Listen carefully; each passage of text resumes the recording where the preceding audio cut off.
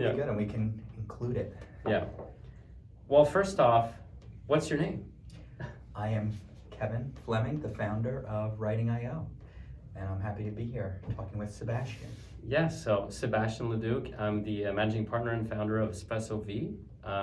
I'm also a community builder here in Naples, Florida, helping put together regular tech events now.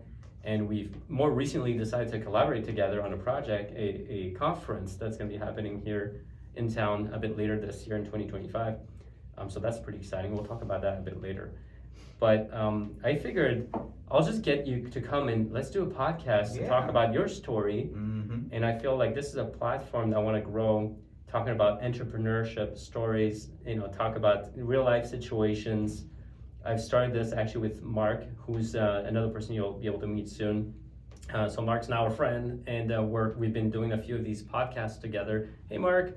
And what we've been talking about is a little bit of our story, and then starting to talk also about some of the myths that entrepreneurs that we meet and work with, that debunking myths, for example, regarding money.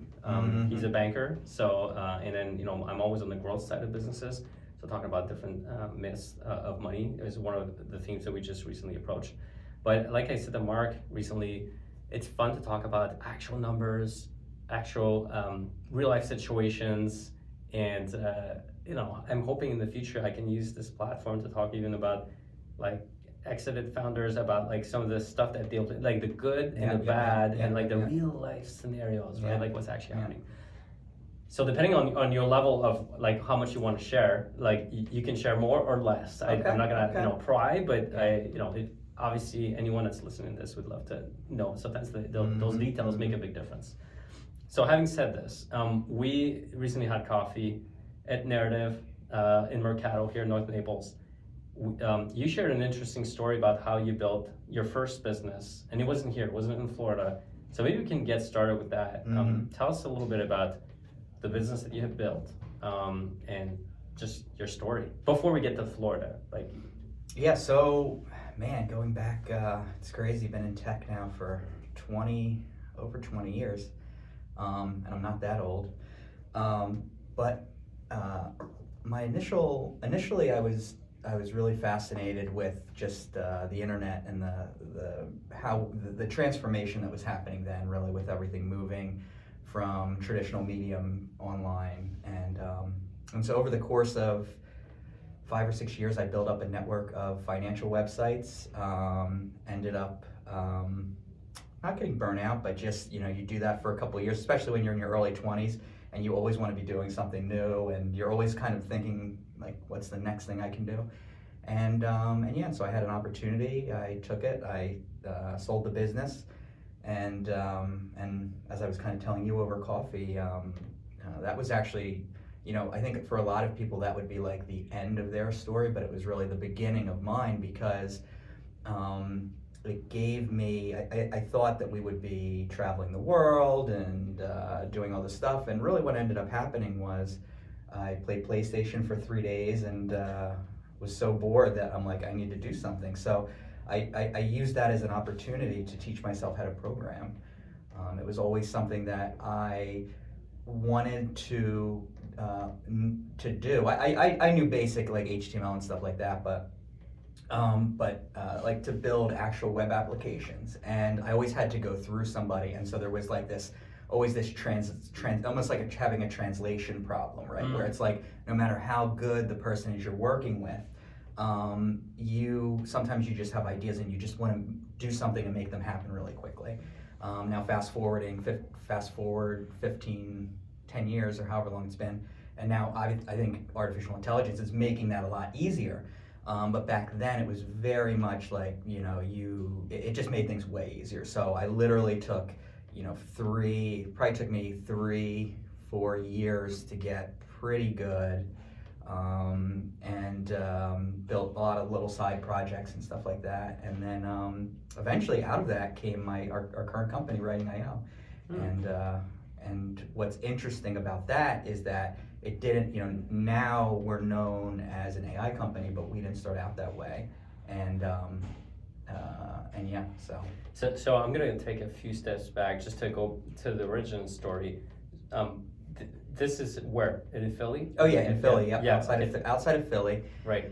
And so what was really interesting about the whole situation there was it reminds me a lot of what's happening in Naples right now.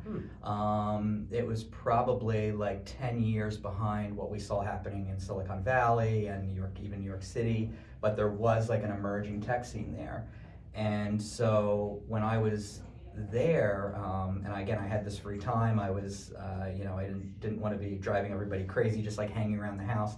So I would go to this local co-working space, and we started essentially like an accelerator, and got to work with a lot of. That's post-exit? Just to Yeah. Okay, So that's post-exit, you're in Philly. So I'm in Philly. You got a little bit of time in your hands. You bought yourself time. I bought myself time. Yeah. I didn't buy myself the rest of my life, but I bought myself enough time. You got a few extra years now. To do what I wanted to do, or to work on something that really excited me, right? And that was really the purpose of the whole thing. But so now I'm going to this at the time, like, co-working spaces were kind of all the rage. I don't know if I'm allowed to say this here, but I think it's a terrible business model. However, what really interested me was the just overall like connections that were being made, and the fact that we were having startups or people with ideas come in that wanted to make them into a reality, and so there really wasn't the infrastructure in Philadelphia to support that. So that's where we started to build out essentially an accelerator. I was involved in that for about a year. We would do an event every week where we brought in like the founder of a major company in the area, and it was really just an amazing experience, because what ends up happening is you have like all of these companies doing these really interesting things usually, and they're all around you, and you just have no idea. Yeah. And so it was really important to do that, to raise awareness about what's going on, and then you start to raise kind of the profile of the area too. There's so much to unpack there, because if I think about this area, and we'll talk about the transition over to the tropics, right? But I think that if we look at an area like here, there's all kinds of great entrepreneurs building great companies, but a lot of them are in their home office beside the pool working on their thing, and they have no clue that next door there's actually another great entrepreneur building something else. And that's also part of my passion, building Naples Tech Meetup, more recently working on this initiative with the summit and some of the other things that are coming ahead in the coming year. It's about building the community and the synergy. You had some great profiles that you mentioned during our coffee in the Philly area. Do you want to mention some of the high level companies or names that Sure. that I would actually I would Yeah. love to give a shout out, and I don't know if he'll see it. He's kind of he was kind of a big deal back then, but he's kind of a big deal now. Although he's like his personality is he's not, but he is, and just a wonderful person, somebody who has given back to that community so much. And he may or may not remember me, but I certainly remember him. And his name is Rick Nucci, and he started he started a company called Boomi in the early 2000s. They were eventually acquired by Dell, and then he started, while we were actually working on this space, he had started his next company, which is called Guru, and I believe the website is getguru.com. It's an internal knowledge platform, but they've done, it's just been amazing to watch them. We were kind of providing a little bit of feedback really early on, like right when they launched the platform, and so it was really cool to see. So it's been cool to see it grow from that to be, a company that's raised tens or hundreds of millions of dollars. I don't know really at this point, but anyway, he was at the time an inspiration to me, because he didn't necessarily have to be involved in the space like he was, but he really stepped up and contributed. And just a funny story is that at the time we were looking to partner with a big organization, or a bigger organization, because our space was kind of out in the suburbs a little bit. And I went to an event specifically to see if I could meet him because he was the kind of the leader of this organization at the time. I think it was called Philly Startup Leaders. And at the event, I really didn't get a chance to talk with him. But then we're on the train going back, and I sit down, and who is sitting across from me, or actually might have been on the platform, one or the other. The point is that, you know, serendipitous things happen, and he became, again, just a great person to know, and always like the first person, at least when we were getting started there, to put us in contact with the people we needed to be in contact with, and to come and do talks and podcasts like this. So anyway, so we did literally 52 weekly events. I don't think they missed a week. I personally that's probably a lot. 52 in a year. Yeah, man. 52 every week. Didn't miss a and didn't do like 2 in 1 week. No, it was every week. So got to meet a ton of great people, and it also reinforced, I think, it just reinforced my idea that if you have an idea and are able to put the right processes into place and are persistent, there aren't as many barriers as you think. And so I think what I realize is a lot of the barriers that we create are like self-imposed on ourselves. Oh yeah. And if you realize that early on, and you're just like, I'm just gonna make this work and keep going, you're able to do a lot. So that was kind of the main theme throughout those 52 weeks of those founders that we brought in that we found. Yeah. Like a quick question: why is it important to build community? And like you're talking about, you know, really building a community in Philly, and why is that important? And why is it important for here? Because we don't have that much. It's important because it gives you an initial audience, and it elevates everybody in that community. So rather than, you know, you being out here on your own, you have other people that are all around you that are lifting you up constantly. Agreed. And that's even at Writing IO now. That's a huge part of our company. We have an internal community right now. It's private. We hope to be opening it up to the public soon. But we have an internal community of AI experts across all different industries. And AI is a great example because you can pretend to know everything, but you don't know everything. I'm the CEO of an AI company, and I don't know nearly everything about artificial intelligence. Anybody that tells you that they do, they don't. So my point is that having those, having different people in different industries helps you to fill your own knowledge gap, or in the sense of building a local community. It's helping elevate businesses when it comes to even, you know, getting those pilot programs, getting those initial customers. You know, you're never too far away, and there's just this natural. I feel locally there's always this natural kind of camaraderie. Collaboration. Yeah, exactly. Collaboration. Where it's easier. So for example, if I you know, now I'm down here in Naples, but if I run into somebody from Philly, we have that kind of in common, and it's easier to build a relationship with them. So yeah. So I want to talk about the move from Philly to Naples. We're two tech entrepreneurs that are pretty passionate about this region of the U.S. When I talk to folks from up north about my move, and especially in the beginning, people were really questioning, like I would understand if, Seb, you moved to Silicon Valley or New York, but you're moving to Florida and South Florida, Southwest Florida. Is there anything there? But let's talk about the move and why this area. Yeah. From your perspective. So to back up just a little bit, one of the founders that I met in the Philly area, somebody named Gabriel Weinberg, and he's the founder of a search engine browser platform called DuckDuckGo.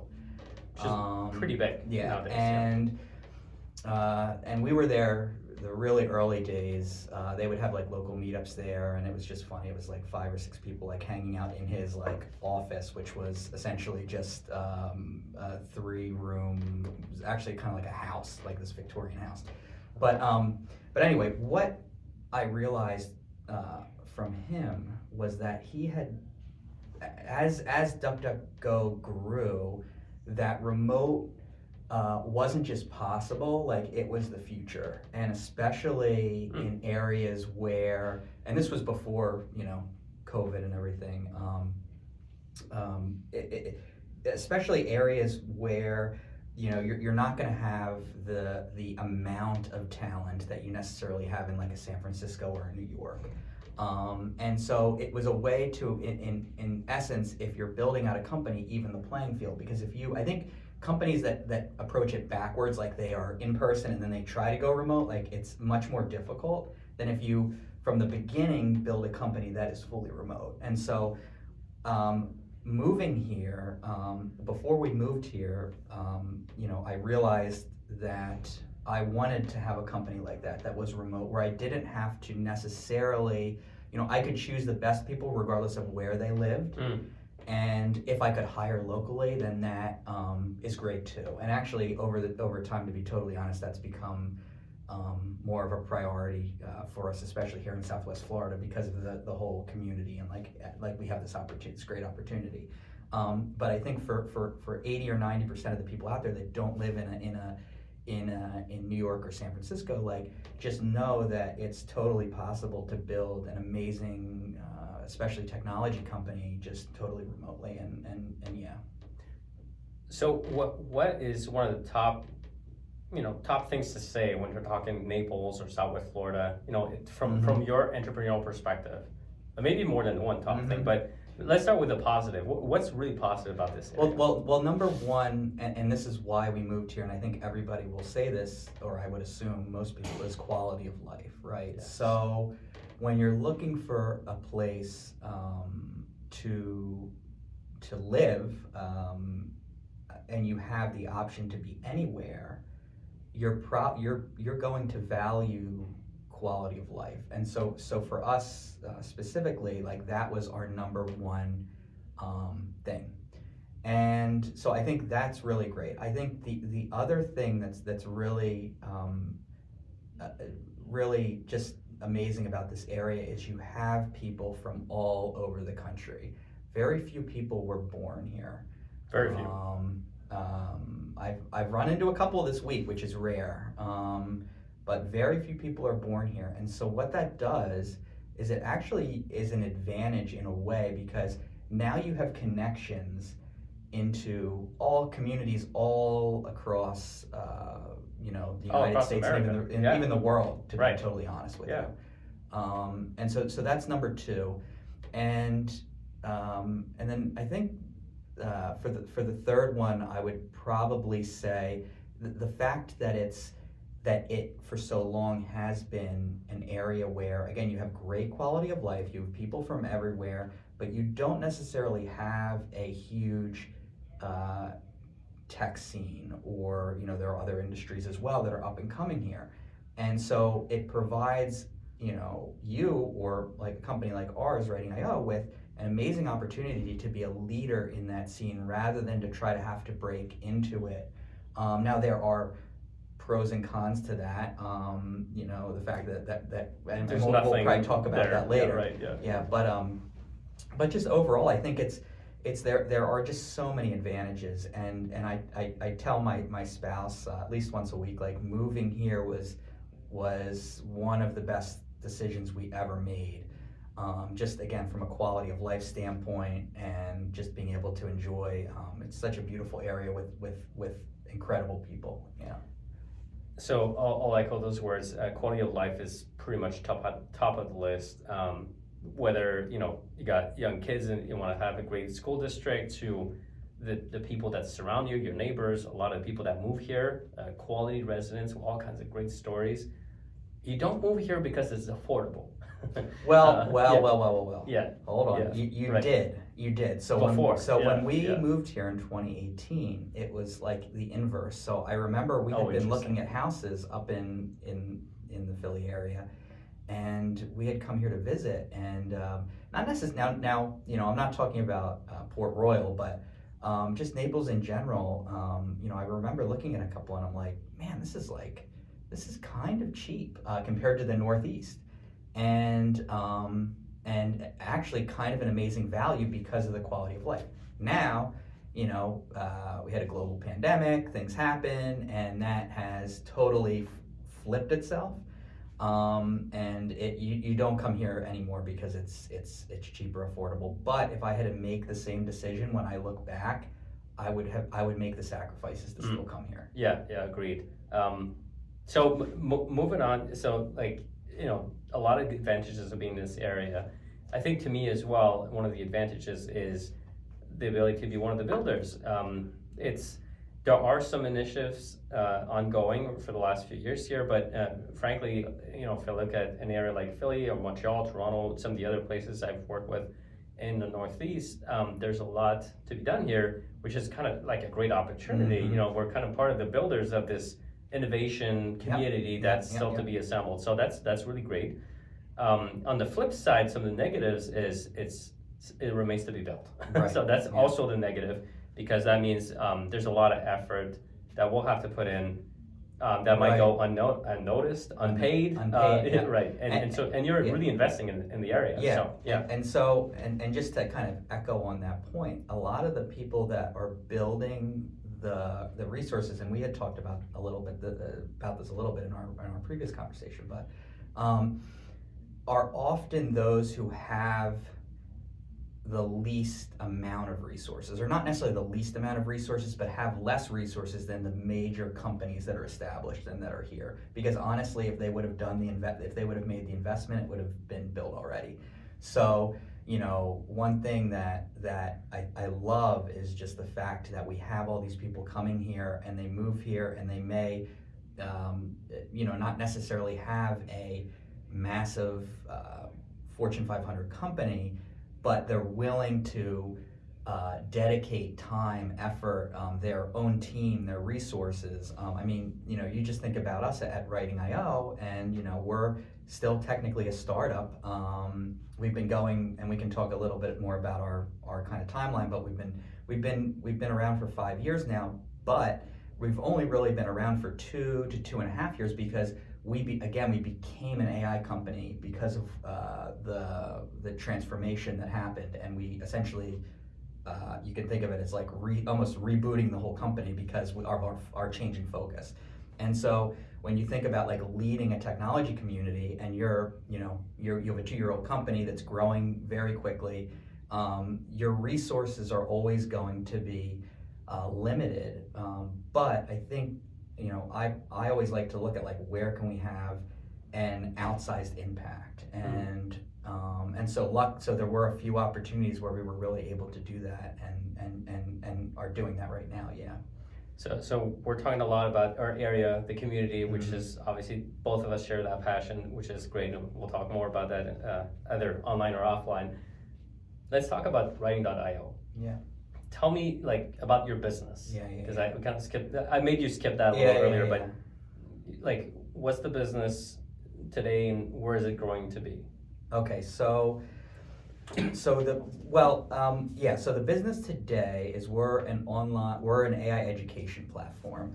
I would love to, if it's okay, step back a little bit and explain how we got to where we are, because it's really important, I think, for everybody to understand, and I think especially moving forward. So we were, Writing.io was started, I just wanted to build a simple, going back to teaching myself how to program, building some side projects. In Philly. And then moving here. Right. Working on some things here, and then out of that came Writing.io. And the original idea was, over time, WordPress and other online publishing platforms had become more complex, and just not necessarily complex, but just almost overkill for what 90% of just professionals need that wanted to publish and share content online. And so I came up with this idea to just build this really simple publishing platform. And so that's how we started. And I built a team around us, and we were gaining momentum. And then essentially what happened is a friend of mine had early access to what is now ChatGPT, and shared that with me, and I was able to see that this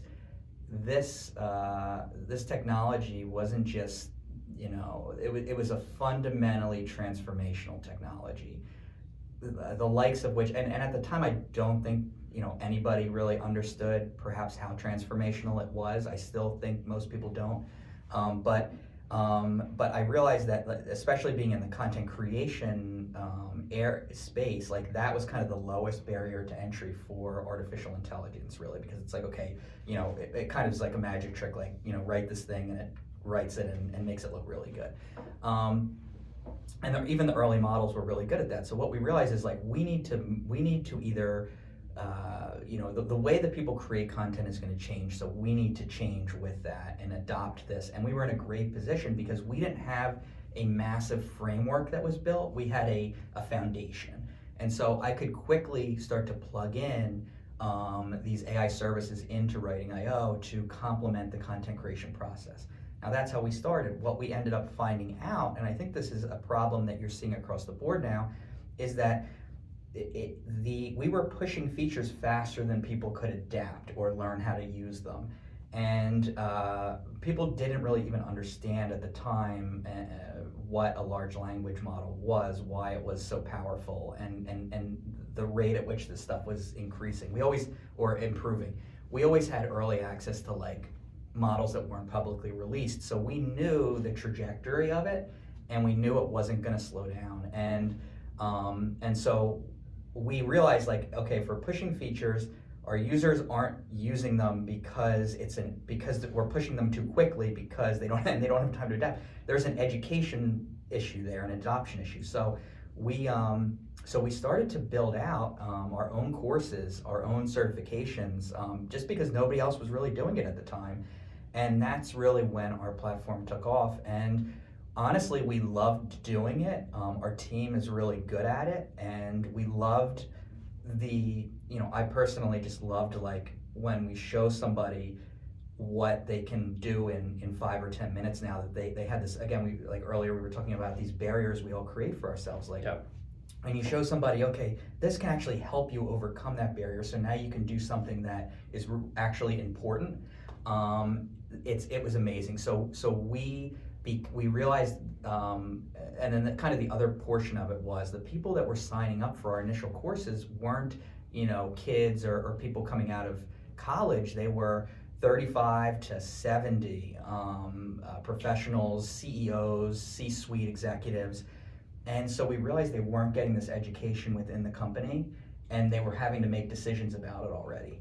And so again, it just came down to, like, this isn't just a business. This is like an industry, and now looking at it, I believe that it's probably like helping people to understand artificial intelligence will be probably the greatest, like, educational undertaking in human history, just because of how much the world is going to change because of it.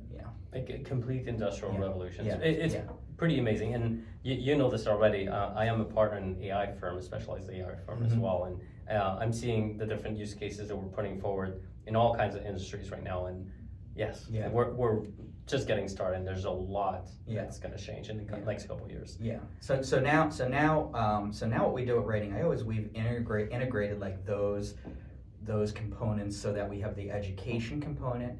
We have secure access for individuals, but also for companies. So if you want to access, let's say, OpenAI, Anthropic, any of the major models, and want to make sure that your data is protected, and your employees can use it without compromising the data or without it being used to train other models, we have a product for that.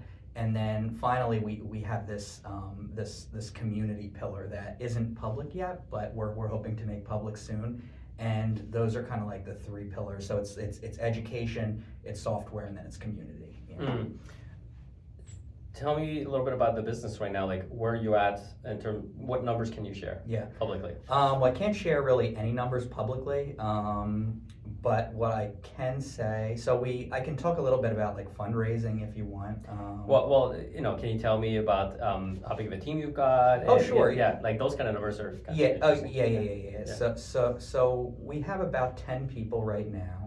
And then we have advisors. We have, again, the community is super important.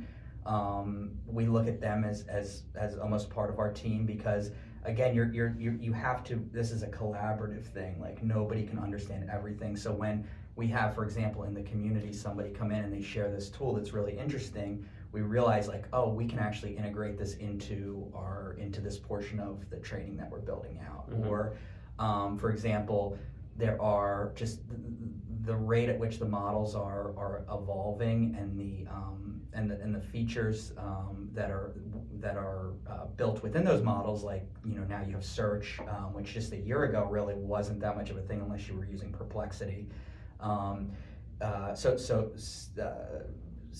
we have to constantly be relying on not just our internal team but our community. So kind of going back to team, like we have a team of 10 people, but we really have a team of like 100 people because it's everybody collaborating to understand this stuff. Yeah. Mm-hmm. Yeah. Fantastic. And then so you can't share financials, but you can talk about fundraising. Mm-hmm. So tell us about fundraising. Yeah, and this is something that I think that I like to share because I think for like founders it will help or helps.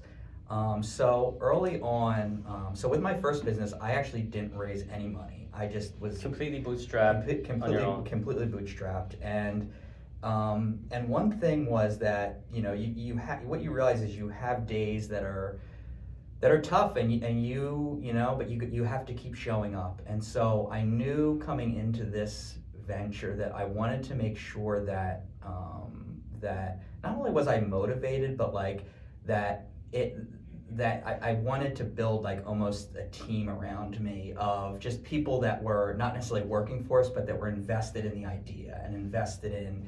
And so that's really why we ended up raising our initial seed round. So we raised about $200,000 initially from friends and family, and that was probably one of the best things we could have done because there were those times where for example, your friend shares with you a technology that makes you have to rethink your entire business, and it keeps you always motivated to make it work and find a way to make it work, and even in the toughest times. So I think raising money from that standpoint isn't talked about a lot. It's always like out of necessity, and by the way, most times people think they need money and they really don't. No, right. You need something else. Yeah, actually. yeah. But for me, like it was more about, okay, I need to have other people in on this as make a commitment. Mm-hmm. And since then, so we've raised a couple follow-up like a follow-up seed round, and so we raised about $1 million so far. Yeah.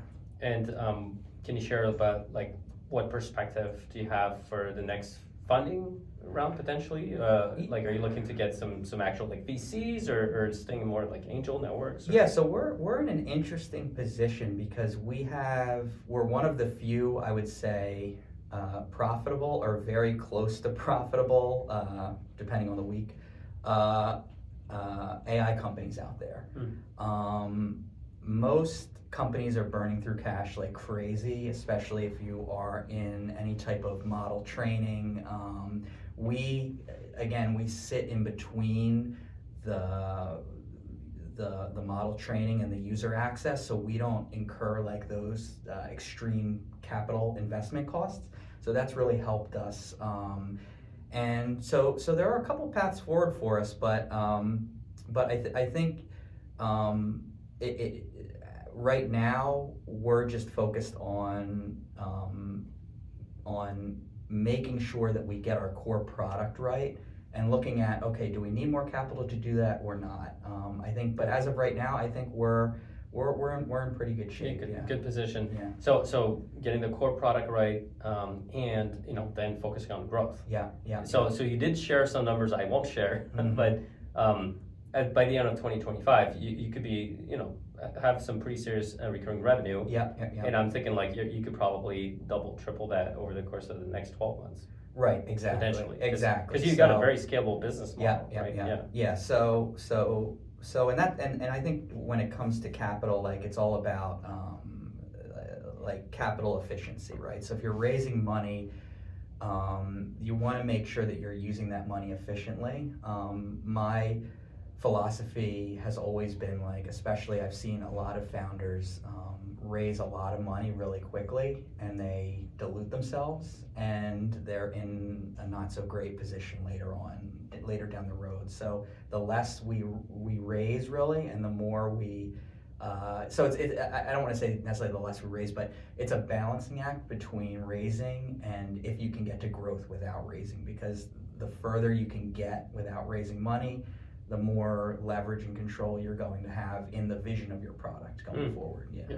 Good insight there. And obviously part of the Naples Tech Meetup quarterly is a pitch event where one of the objectives is for some of the founders to raise some money. But then there's many different routes to get money in the company, right? And you mentioned friends and family. Like so far the seed that you've raised or the $1 million that you put in the business, like this is not through like our typical definition of like venture capitalist, right? It's through other correct, identities. Exactly. And so this is not like an official fundraising ideology or terminology, but my philosophy has always been like, who's going to be the least pain in the ass, to be totally honest. Because I want to make sure that I can get us to where we need to be, and oftentimes when you have some partners that are great and you have other partners that will do everything to sabotage themselves and get in the way of you accomplishing that. So that's another, I think another thing, just to touch on it just for a second, is if we were to raise more money, and I think we probably will, but if we were to raise more money, what would really be important to us is the resources and the network that firm, group of firms, institution provides, organization provides to us. So for example, when you are looking to scale, right, and you want to get into a lot of companies really quickly, there might be opportunities where a firm has portfolio companies that they can make introductions to and things like that, and that can be just as valuable as the money. So so smart money, getting people to invest with an objective to really help the business and help it grow. I think that's also one of the topics that Mark and I will already talked about and we'll get into deeper conversation about is like every time you're adding an investor to the cap table, the reality is you're also adding additional requirements and reporting and reporting. So he made sure to make a lot of emphasis on that. Again, from being on the lender side and banking side, like a lender has reporting that's required. That's part of if you get a loan. If you get investors, I mean, that type of reporting can vary greatly from one firm to the other. And I'm involved in many companies where that portion of the business, the CEO's responsibility to the board, it's a very, very heavy process now because clearly some of the investors that were brought on, at first everyone was pretty excited about the business and the project, and then of course things come out and it's not as easy, and then all of a sudden these conversations are really tough on a monthly basis. So and not all businesses are meant to be rocket ship growth, and others are. I think to me, and that's a great, and I think that's a great point. And I see a lot of people who try to position themselves for rocket ship growth that they probably internally no, that's not the case, but they think they have to do that to please, whoever they're trying to raise money from, or they think that that's a requirement of having a great business. And it's really, I just see it differently. Yeah, not every business is meant for that. I would say actually most businesses are Mhm. not. And then there's a variety of different, the more money you put in the machine, the rocket ship, well, the more expectation on it growing quickly. But like any rocket, if you're putting too much rocket fuel in it, what Yeah, happens? yeah, It explodes. So you yeah. gotta, measure how much the rocket can take. Yeah, and I can Yeah. share. I can actually share a quick story Please, about that. yeah, that's what we're here for. Yeah. So so I was invited to a private event, and it was mainly private equity firms, and so they invest. Usually, the smallest checks they'll write are like 10 million to a half a billion.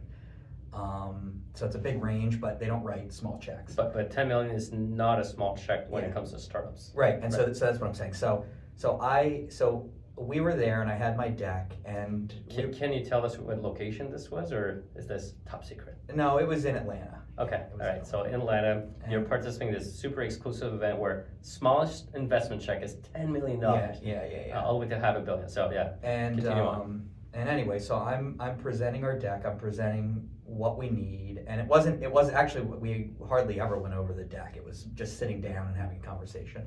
And I remember one firm specifically were super interested, but they wanted me to take an incredible amount of money, and honestly, At first you're like, great, more money. yeah, That's perfect. yeah. But then, But I was honest with myself, and I was honest with them, and I said, hey, I don't need that much money, and I quite frankly don't know, going back to capital efficiency, right? Expectations. You could give me that, but I couldn't spend it responsibly in a way that's efficient for the capital efficiency. Because again, and this was a little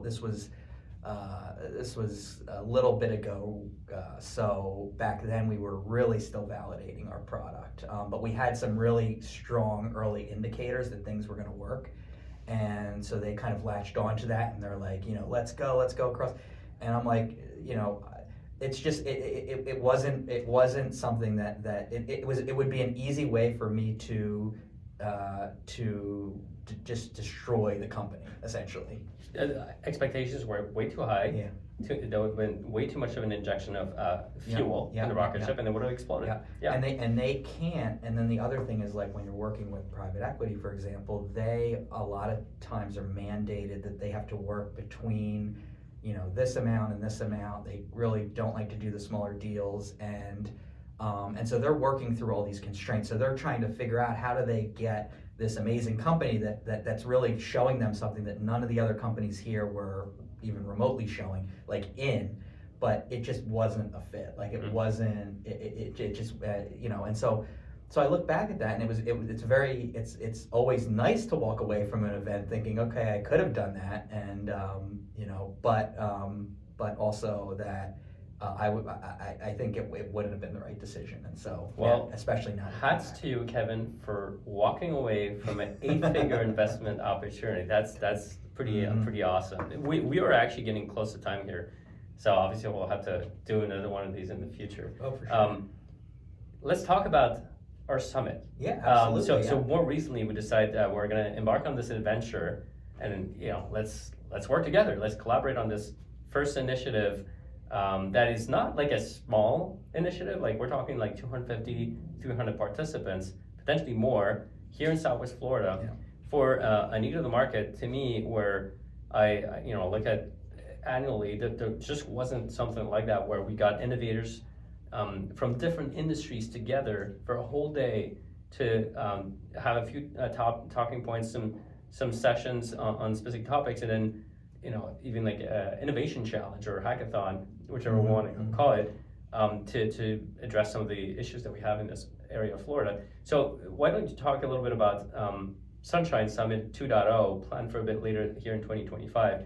You've also recently committed to really investing in the event as well with your own firm. So yeah, let's talk Oh, about for it. sure. So we were invested very heavily in the first one, not necessarily financially, but the founder of the event kind of reached out to me about the idea initially and needed some help, and so we just love I love the idea again of like we were talking about earlier. We're all walking around and in these, especially everybody's working remotely, and you're not. There are these different industries here that could be so much connected in much better ways. And so that was the original idea for the event, was like we have this great area, great quality of life, great up and coming industries. We're also looking to diversify into other areas, for example, the tech industry, right? So it was like, let's get something together for that. And so we literally in a month, we went from 0 to 150, 200 registrations, got the initial event done. I think everybody had a great time. I mean, you were there. Yeah, I was there. Yeah, it was good. And so that just, I think that set the bar, that set this whole process in motion. Whereas, okay, we can do this, but we also need to keep the momentum up. And so we this time around, when we needed to decide, when are we going to do the event? What's who's going to sponsor the event? I said, we're in a good position now with Writing.io, and we'll step up. We'll be the title sponsor for it, or one of the title sponsors, and let's just get it planned. Let's make it happen, and let's do it this year to keep the momentum up rather than waiting till early next year. So. So we're hoping to have it in October, and I think there were a few things we learned from the first one that we're looking to make even better, constantly iterating, right? But yeah, the whole idea is that you should feel, not like you're sitting in a room just taking a class or being lectured to. It needs to be interactive and collaborative. And I think and Ivana does such a wonderful job with those type of events, and she's the one kind of running it and organizing it. Our founder. Yes, yeah, right. Yeah. And so it's just like, how do we get her back here to do her thing, because she knows how to do it better than anybody I know. Right. Yeah. And for the size of the company, you've done a pretty big contribution. Like, is this like a public contribution, or like something a bit more under wraps in terms of your contribution? Oh, well, our contribution's under wraps, but I will say, so we recently made a commitment to Southwest Florida. If you can just talk about that. That'd be great. So we donated $2 million in AI training, education, and access to anybody, any full-time resident of Southwest Florida. You can go to our website, go to writing.io/SWFL, and you can register on there. Companies also, if you have like small businesses under 10 people or nonprofits of any size, you can go to our site, go to that page, and register for $200 in free in training and AI access for free, and we made that available to everybody. So we made 10,000 registrations. Yeah, that's fantastic. And we're super excited to announce that, and I can announce this today here first. Okay. Even though I assume this will be going out after the news probably comes out, but we're also partnering with Collaboratory up in Fort Myers. Oh, great! And we've offered them 1,000 licenses to the courses, certification programs, and AI access to offer to their network of nonprofits. That's fantastic. Yeah. So indeed, I think the news are going to be public before this gets probably, published. but it can't hurt. And if you haven't heard of Collaboratory, you should, and you live in Southwest Florida, you should check it out. Fantastic. Well, Kevin, we are at time, so thanks again for making this happen. Super interesting talking points. So grateful that we can collaborate on these great things together.